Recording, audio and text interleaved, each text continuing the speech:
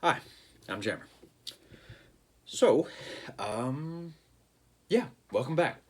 So, today's video is one that I'm pretty excited about. And I know I'm always just like flipping excited for all of these videos. Just because what if I'm talking about comics, I'm having fun. And today is really fun because the artist that we're going to be talking about today is, as you can see from my usual prop here, Dave McKean. Now, I promise you, you've heard of Dave McKean before if you're a fan of comics or even if you're a regular viewer of this channel. The last time we covered Dave McKean was when I talked about this book here, Batman Arkham Asylum, A Serious House on Serious Earth. This is a publication by DC Comics with Grant Morrison. It's one of my favorite books of all time.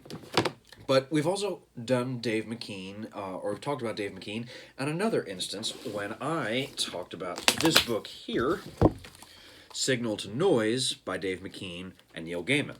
Also a regular favorite on this channel, and one that I guarantee you we're going to be talking about more and more and more as we move forward in life. But these two works alone have sort of been the initial introductions to Dave McKean, and I have had every intention of like sitting down and doing his work in terms of doing videos for this channel. But then, life kind of happened, and I started reading Green Lantern comics and Sinestro comics, and then I began reading a bunch of Grant Morrison comics, and, of course, Junji Ito has to put out more books, so I've got to read those, and you know what? Life happens. And on the way of life happening is as I've mentioned in some previous videos, began to paint more and more. I've also been drawing more and more, and so I've been looking towards visual artists that really inspire me, that keep me going during the day, because I work a full-time job, and as much as I would love to be able to work full-time on my art and on this channel, unfortunately I have 0 patrons on Patreon as of this taping. But you can help that, by the way, in the link tree below. Go to Patreon, $1 a month, that's all you gotta do.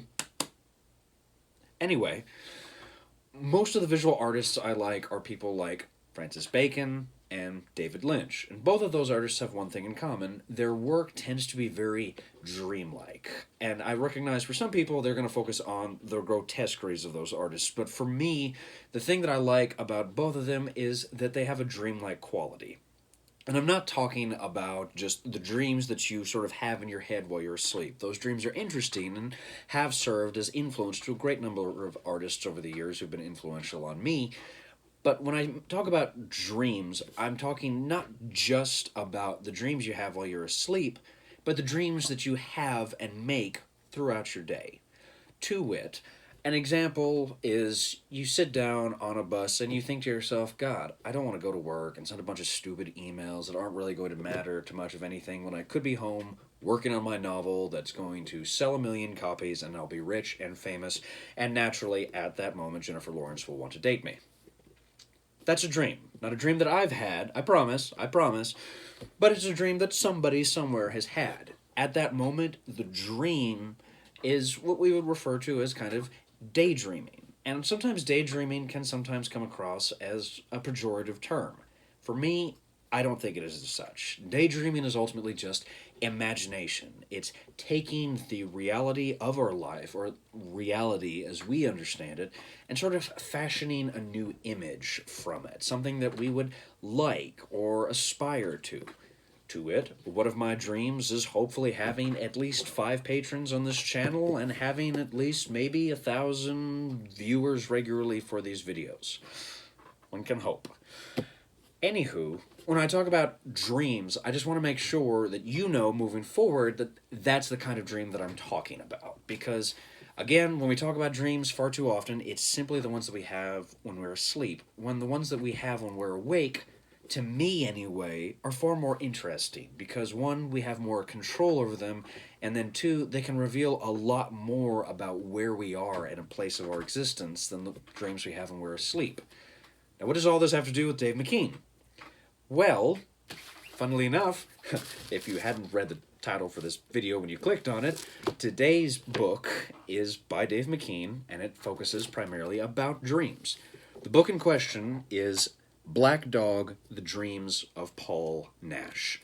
Now, I'm not going to lie, this book is hard to track down, and I'll talk about that at the very end. But for the time being, what's important about this book is that when you're looking at the word dreams, I want you, the viewer, to understand that this is not solely the dreams that are happening while you're asleep. Again, it's the dreams that we make in our heads. It's the imaginations that we have, these lovely little daydreams, and sometimes not so lovely, because the focus of the graphic novel itself is Paul Nash. He was an artist from the 20th century who was also a veteran of the First World War, aka the Great War. And so, looking at this book, it's important to recognize that we're going to be focusing on the notion of dreams, both as a way of kind of recreating reality, but then also kind of just reacting to it. So in this video, recognize that there's going to be a quality to this book that is very much Dave McKean's own individual style, but then also kind of an attempt to understand how dreams can fashion a human being and how they can be so critical to the way we live our lives. Especially when we're talking about comics, far too often we sort of underscore how much imagination can play a role, both in terms of the fiction that we love and ingest, but then also the nonfiction that we can enjoy and just appreciate. And I'm kind of waxing philosophic here, but the point is that my appreciation of painters and visual artists who employ dreams in their style led me back to Dave McKean, which then eventually led me back to this beautiful graphic novel. So now I'm going to shut up and let's talk about why, narratively speaking, I think Black Dog is really, really cool and why I think you'll love it. Okay, so I've said a great deal now about what is dreams as we understand it in the context of this video, but as well as just my own personal worldview as an appreciator of visual art. But it's also important now to recognize that this book is, narratively speaking, a kind of pseudo-biography, because Paul Nash is not, in fact, a fictional character that was created by Dave McKean for this book. Black Dog is a kind of pseudo-biography, and maybe what I could probably describe it, I've sometimes heard as kind of docudrama, basically where the sort of periphery or superficial quality of an individual's life, or some of the personal events of an individual's life, are recreated, but then the artist or the teller of this person's life kind of fleshes certain elements out and adds to them in a kind of imaginative way. That's all a very convoluted way of saying this isn't a straight biography. Black Dog is ultimately, more than anything else, an attempt to understand Paul Nash. Now again, as I said before in the very intro, Paul Nash was a painter, particularly, well, he was a visual artist, and he was living in Berlin about the time that World War I actually began. Now, the entire backstory of World War I has literally filled libraries, so if you don't know anything about World War I would encourage you, pause this video real quick, go to Wikipedia, and just sort of casually read through the entry for World War I, because it's a long article, but it's an important one. When we talk about the conflict of the Great War, this was not... It was the first conflict of its kind. We are talking about a very modern conflict in which technology demonstrated itself to be very quickly skilled at terminating life, like that. It was the first time we had seen the employment of things like tanks in warfare. So we were more and more moving towards technology being the sort of driving force behind armed conflicts. It was the first time we had ever seen gas employed as a weapon, and it was largely because of a particular aspect of this war, known as trench warfare, that there was so much trauma connected to the men who had fought in this particular conflict. Paul Nash was one such young man. He had gone, I believe, to the Eastern Front, so I believe that meant he was fighting the Russians. But let me also double check to make sure I'm giving you the right... No, excuse me, he went to the Western Front, which means that he was on the line in which Germany and Austria-Hungary were pushing into the regions of Belgium and France. And regardless of the front itself, what's important is that there were a lot of young men who were psychologically devastated by the conflict, not to mention physically devastated. And so when we look at this in relation to Paul Nash as an artist, it's important to recognize that he was attempting over the course of his life to kind of just I don't want to say reconcile what he had seen in terms of the armed conflict, but he was just trying to sort of understand it in relation to his own dreams and his own art. And narratively speaking, that comes across pretty clear. The book sort of opens with Paul encountering this figure, which we observe as just the black dog, hence the title. Now, it's important to recognize that this black dog is really more a creation of Dave McKean than anything else. It's trying to sort of translate the agony and the trauma that Nash encountered for decades after his experience in World War One. And before I progress forward, I want to make one more point clear as well. You might also check out, just do a quick Google search or Google image search for Paul Nash, and particularly his paintings, because if you have never seen it, one, they're beautiful. They're tragic, but they're beautiful nonetheless.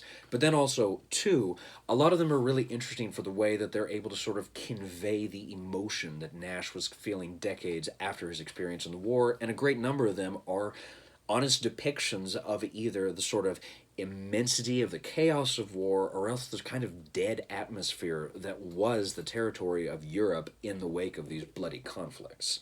Now, again, we've addressed who Paul Nash is, we've addressed why World War I was bad. In terms of the book, what exactly do we have? Well, we don't have a straight narrative. Instead, we have a kind of disjointed, not frame narrative, but kind of just a bumping back and forth.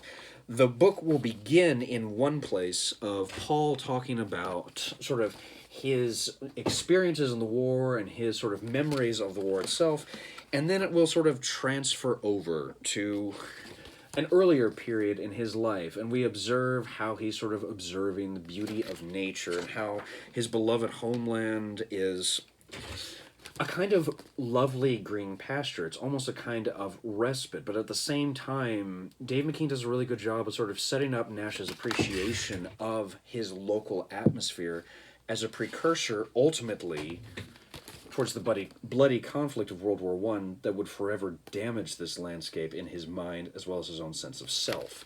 Now, you can see we have a very sort of metaphoric exploration of his early years, but then it hops forward to the year 1914, and you'll note right away not just a visual shift, but a tonal shift as well. We see Paul in one of the cafes of Berlin. He's sitting there having coffee. Or no, excuse me. I might want to make sure that I'm giving you guys the right information. Buckinghamshire joined... Yes, Buckinghamshire. My apologies. He was an Englishman, not a German. We see him in what we can assume is a coffee shop, having coffee with his friend, talking about the war and how he believes that this great war is going to be something devastating. And what's unique about McKean's approach to it is he's able to show, and I'm just going to pause it here so you can kind of take a look and read some of these passages, assuming you can. But what's important is we see Nash interacting with some of the middle class and upper class individuals frequenting this coffee shop, many of whom are like, oh, this is just going to be a quick thing, everybody will be home by Christmas. Anybody who's read history knows that it was 4 more years of conflict, and it was 4 more years of wretched conflict and that. And so right off the bat, we see a kind of, I would argue, very constrained space. People are so self-centered, or at least worried more about their own sort of woes and troubles than they are about the long-term potential consequence of this battle itself. Now, after that sequence, if we skip to, say, chapter 5, you'll note it hops back to the year 1905. And once again, we see Nash attempting to sort of convey the sort of green, lush environment. But at the same time, something has changed. And while, on the one hand, by 1905, Nash was nowhere near the conflict, McKean is sort of placing Nash back and forth between what he remembered of the early days before the war and where he is now. And so there's a sort of constant, narratively speaking, back and forth of Nash is terrified and horrified by what he's seen. If we skip forward to the year 1917, Southampton docks the English Channel, you'll note, again, a kind of severe tonal shift as he's looking back to the war, to the conflict, and observing just a sort of quality on the home front, where before in Buckinghamshire there was this kind of light gaiety and people were worried about their own affairs. By the time you return, and it's 1917, people have kind of recognized the full tragedy of the war, and there's a real darkness settling upon people. Now, alongside these events, it's important as well to note, so in Chapter 9, the Ypres Salient, we have an interesting chapter in which Nash sort of describes for us the realities facing young men in the trench. And you'll see, again, I'll talk more about the formal elements here in a second. He's describing just the realities of living and fighting in the trenches. He shows the sort of, how you say, not necessarily the banality of war, but also just the fact that there's oftentimes long periods of silence, of nothingness. This is something that you'll hear a lot about whenever you read conflicts about the war. But these men were ultimately just sitting around waiting for the conflict to happen. And then over time, what kind of settled in was a kind of listlessness. But by that same token, there becomes a real problem as when the conflict does begin, that mundanity eventually dissolves away. And Nash is able to demonstrate through his own observations what is actually happening to the young men around him. And one particular scene, again, if we go back to the Ypres Salient, he tells the story of one young man who is out on patrol, a young man whose name he doesn't even remember, and of course, he's out and about when a sniper hits. Now, we don't see it here. It's actually further near the end of the book, where we see the declaration that there is a sniper, and then, of course, the young man is destroyed. This is an event that would haunt Nash for years after the fact. And the setup for this is Nash basically walking the fields with a friend of his named Claude, who you'll observe is portrayed very colorfully. And Claude is somebody who's been able to sort of contextualize the war. He's found his own peace with it, whereas Nash, again, is very dark and gloomy. But again, narratively speaking, we observe in this interaction, Paul is sort of communicating the fact that something is still bothering him. He can't get past what he saw and what he experienced, either because he just couldn't hack the fact that so many young men had died, or the fact that he'd been forced to observe all of this. Again, the problem with the First World War is, well, there's so many problems with First World War, but this biography is an attempt to try to take Paul Nash and his dreams about reality and his attempts to understand his reality and contextualize it. Paul Nash's observations in the war were ultimately one of destruction and chaos and bedlam, and it impacted his work for decades after the fact. And so narratively speaking, and I realize I haven't necessarily dug into the finer nitty-gritty details of the book. Hopefully I'll try to sit down and do another video of this, but I want to at least convey to you, the viewer, that narratively speaking, Black Dog is really interesting because, again, he's trying to take Paul Nash's own visual style and the events of his life, but ultimately kind of tell a larger, almost macro history about the young men who had fought in World War I and the way that they were permanently impacted negatively by the struggle. Okay, I've talked a long time about this.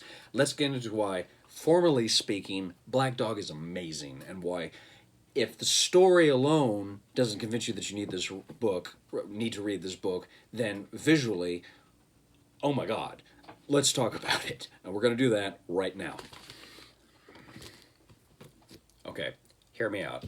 I was going on this part to do Cages, another one of Dave McKean's books, and a very thick one at that, and also, like most of his books, very difficult to track down, but it didn't really fit on my little canvas thing. So just imagine for a moment that, like, Cages would be sitting, you know, just like that, just like that while I'm talking. You know what I'm talking about.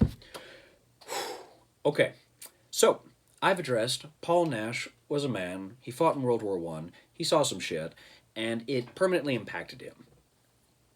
At some point, somebody needs to make a drinking game about me and how many times I use the word impact during these videos. I need to come up with a better vocabulary. You'd think with a master's in English, I'd be able to come up with... Anyway, when we talk about Black Dog, The Dreams of Paul Nash by Dave McKean, we have to really sit down and recognize that we're dealing with Dave freaking McKean. Now, what does that mean? One of the things that I love about Dave McKean is that he really embodies the notion of creativity, or he embraces the idea of creativity, meaning that he does not have one sort of set definitive style, and that is the only way by which he expresses himself. To wit, could you ever imagine a giant coelacanth flying through the sky being a kind of metaphor or kind of like an impetus of doom for that would ultimately befall the rest of Europe? 'Cause I sure wouldn't. And yet here we have. Again, this is a little scene, but it's important because previous to this, we had seen Paul Nash getting married, and we had seen the kind of like joy and celebration and just the gaiety that was his life before World War One. The moment you get married is supposed to be, anyway, one of the happiest days of your life. And yet, at the same time, Dave McKean immediately follows up this beautiful, lovely page that's predominantly a bit of yellow, but then mostly just blues. It seems light and happy, but what I like as well is that these blues also sort of convey a kind of somberness, a quality to it. It's a kind of sadness that you don't really recognize in a wedding. This is, again, a formal way of communicating to the reader that something isn't right with Paul Nash, because even on a day that's so important to him, something feels like it's laying over his head. And if you actually skip to the previous page, you'll see, again, a really beautiful way that Dave McKean works, because we have the central figure of Nash sort of resting his head right here on the panel, which I think is just absolutely brilliant. We see the kind of bright gaiety that is his fellow human beings, but also that kind of blue somber note. And then just this bottom panel where we see this kind of monolithic figure floating over a city. Something is foreboding. And so, yes, we have this moment of life and love and joy, which is then immediately followed up with this gorgeous two-page spread in which he observes this massive shape. And the writing goes, illuminated by 3 searchlight columns, giving the impression of holding the monster aloft, birds dancing in the beams like moths in the moonlight, indiscriminate bombing began. The overture. Love is dead. A 3-year-old girl was the first casualty. A wedding leads in to a bombing raid. And in that bombing raid, we observe the death of a child. It's heavy shit. But oh my gosh, it's brilliant, because again, what's wonderful about McKean is that he's able to execute it. The word mixed media is something that tends to get thrown around a lot. In fact, in my opinion, it tends to get thrown around too much. But one of the brilliant things, again, about Dave McKean is that he's able to incorporate more than just pen and ink into his artwork. Anybody who's regularly read Dave McKean, or even just looked at some of the covers for Sandman that he's done, understands that nothing is really off the table for him. So if we return again to this passage here, where Paul Nash describes sort of just like the sort of mundanity and the kind of quietness that sort of settled over the trenches themselves, again, you'll observe that on the one hand, we do have the sort of traditional pencil and ink sketches, but over here, we have photographs of what can only be kind of like dimmed paper, ink stains. This photograph of an eyeball is situated in context with these physical drawings. We see a photograph here of what I believe to be several fungus, but you'll also note that on top of that, he's placed it on top of some sort of metal tray. Again, it conveys a mood and an atmosphere to the reader, and we recognize some kind of corruption and festering taking place. And one of the most brilliant things to me as well is that one of the things that Dave McKean does really good in this book is that he pays careful attention to colors. You'll note, again, that one passage I showed you a second ago with the coelacanth, but if we also look at another previous scene, we have here the declaration of war, and you'll note that life is a careful balance right here of a kind of bright orange and a kind of pale green. That color situates itself over and over again throughout this early passage. Now, again, you'll note the green is usually here just to sort of highlight a couple decorative aspects of the furniture, but everybody kind of just sort of falls into this orange broken up only by the black lines which compose their physical bodies. Europe before the war was a kind of sort of, or comes across as a kind of like bright, but at the same time monotone space. It was a world or a culture that had not yet really been impacted by the trauma and the experiences that ultimately impacted through the First World War. And again, there's just page after page after page of beautiful representations of the human form, even at its most corrosive, or even at its most horrifying. Again, you'll note in this passage here where he describes how mosquitoes would impact the populations of soldiers living and fighting in the trenches. If I could just read one passage there. The camp is known as the birdcage, an almost forgotten Cinderella of a camp, out of the sight of Western Front and out of mind, surrounded by scrawny raptors and mad dogs, packs of them. The officers play golf back to back to keep them at bay. From there you will transfer to the trenches, stone and wire encampments. In the heat of the day, the temperature can reach 114 degrees. There are no sun helmets. They were deemed unnecessary. With the sun comes the mosquitoes, and with insufficient nets and quinine, maybe you will fall to malaria before you even fired a shot. Malaria brings with it a wave of chronic depression, in many ways the hardest thing for a man to face in this place. Some stare through it, others shoot themselves. So, again, formally speaking here, we have a nice panel in terms of conveying the emotional trauma as well as the actual factual details that these soldiers would encounter. Using just this image of a soldier and a giant mosquito penetrating through the helmet, alongside this description here, we have a nice panel layout, because then it immediately hops down into the next passage where it talks about the seasons. Because here at first he talks about 114 degree temperatures. We have this bright, brown, muggy atmosphere with a mosquito, and then it hops down into the winter and how cold it can get, and how even in winter, people, or more importantly soldiers, were not prepared to handle the extreme temperatures on top of the actual trauma itself. Now, on the note of like day-to-day activities within the trenches itself, there's one interesting passage in which Paul recalls a scene in which he encounters a former associate by the name of Jack. Now, this sequence is really interesting to me because, again, it's a nice way that McKean sort of sets up these panels. Throughout the book, we get, like I showed you before, these sort of long, exquisite, full-page, two-page spreads, or sometimes just pages where you'll have maybe 3 panels at the most. And again, moments like these are usually where Nash is on his own, sort of contemplating either the horrors of war or the way he was trying to reconcile and escape from his own memories, the way he was trying to create a dream to just cope with what he had actually seen. In scenes in which we observe Paul Nash actually talking with other human beings face to face, McKean does a really good job of showing or creating a kind of claustrophobia. You don't have to actually know what's going on in terms of the conversation here, and in fact, if you want to know what the conversation is, go get yourself a copy of this book. It's worth it. But looking at the layout of this page, it's claustrophobic because, again, Nash and Jack are kind of pressed up into the tightness of the trench, and particularly in the little cavern of this trench. And as they go back and forth, they're talking ultimately about the way that they're passing time, or some of the shit that they've seen, or just, my God, anything other than the armed conflict itself, going down to even talking about the way they would make cockroaches race, because of course cockroaches were everywhere. This passage is haunting later on because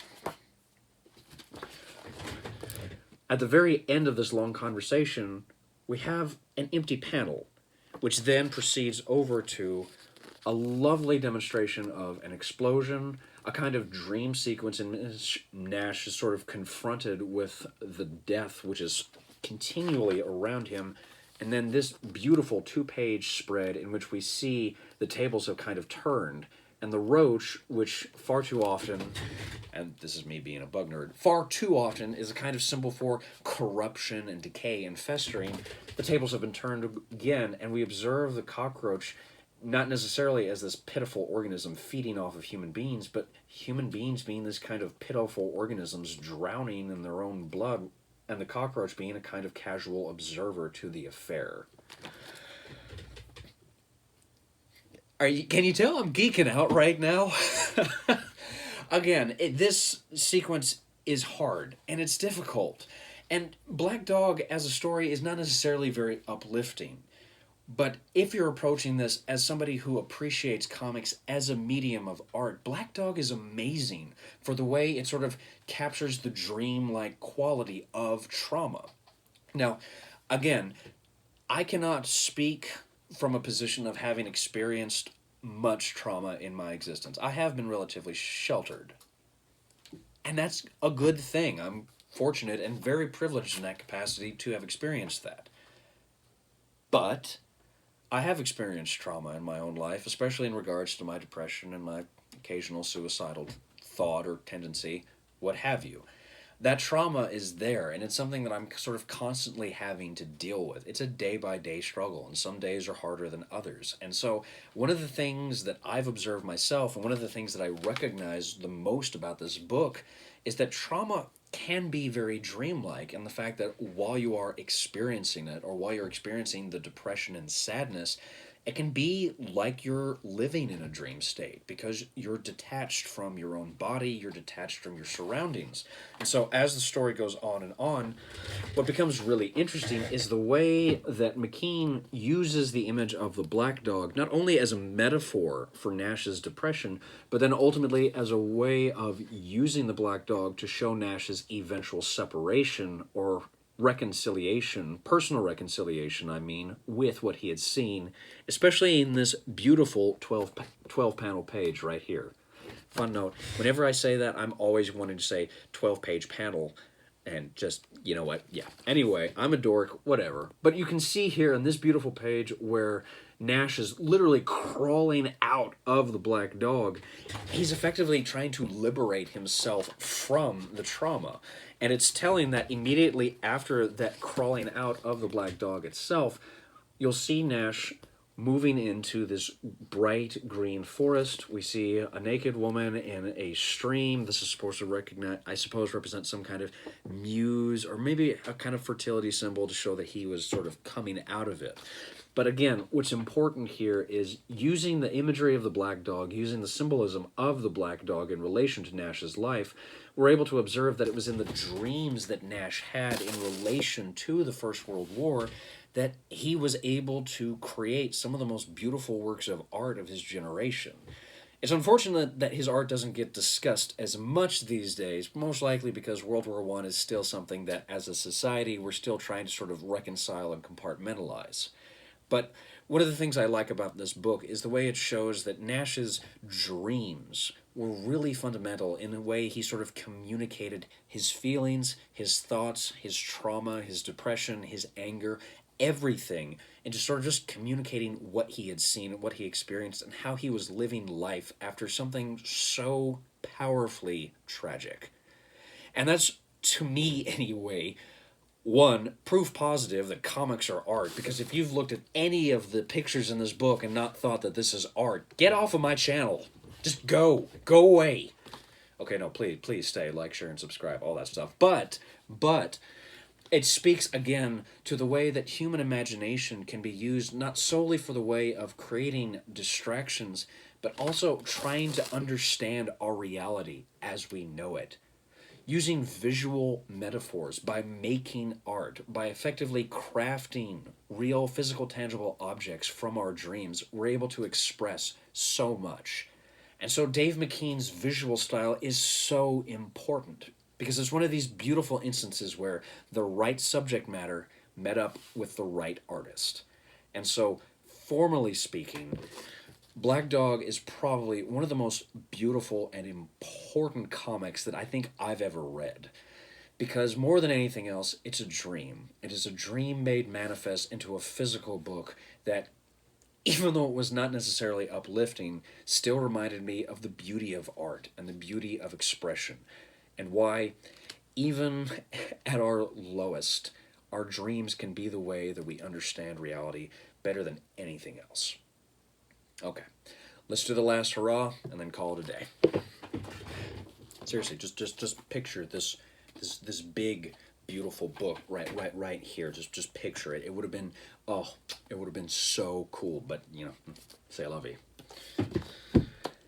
Okay, Black Dog, The Dreams of Paul Nash, Dave McKean. Read it. That's it. Okay, fine. Narratively speaking, it's a really interesting way of sort of telling the life of one of the most important artists of his generation. It's a really interesting way to tell the life of an individual. It's an interesting way to sort of communicate just how fucked up World War I was and the way it impacted, there it is again, so many young men, and the way we're still sort of feeling the impact today. Formally speaking, it is a beautiful comic because it recognizes how important panel layouts, color execution, visual imagery, and symbolism can work so well to the artist's advantage. Whether you're a World War I historian, whether you're an art history fanatic, whether you're just a Dave McKean fanboy like yours truly, or God, whether you just want to read a great book, I would put Black Dog, The Dreams of Paul Nash in your hands in a heartbeat. Seriously, I cannot say enough wonderful things about this book. It is beautiful, and it is a reminder again to me why I want to be an artist, why I love comics, and why dreams, again, the dreams that we make ourselves while we are awake, can mean so much, not just to our own expression, but ultimately to the way that we try and ultimately do understand our own reality. All right, I'm going to call it a day there. Wow. Whew. Thank you so much for watching this whole thing. If you are still watching, I tremendously appreciate it. As always, please like, share, and subscribe, all that claptrap. It helps me know that you're enjoying these videos and that, hey, maybe you want to see more, and also, you know, helps me get onto the algorithm, whatever that is, whatever. But seriously, anything and everything you can do to help, I would appreciate. And on that note, don't forget, in the description section below, there will be a link to my link tree, and on the first one on there should be a link to my actual Patreon account. I only have one tier, and it's $1 a month, so if you've got $1 every month, or even just $1 this month that you don't mind parting with, please, please, please, please, please throw a penny in my pot, because anything and everything helps me, help the channel, make more art, what have you. Now, in regards to Black Dog, this is really important. This book is out of print, and it is a pain in the butt to track down, which kind of makes me feel a little bad that I was sitting there telling you, like, hey, get this book, get this book. It's actually kind of really hard to get this book. I'm sad to say it, I had to go to eBay. I went to my hometown comic shop, Ground Zero Comics, and unfortunately, they said it was out of print, they couldn't order it, so I went to eBay. That doesn't mean that your local comic shop doesn't own a copy of it, because your comic shop might be different than mine. Again, everybody's inventory is different, so go to your local comic book shop, see if they've got a copy of it. If they do, buy it. If they don't, check with them. Maybe they can get it. Maybe they can order it. And if you can't get it there, don't forget that you live in a world with public libraries. Go to your library. Check out their graphic novel section. If they don't have it, just ask for an interlibrary loan form and they will set you right up. Thank you again so much for watching. I tremendously appreciate it. Go read some comics.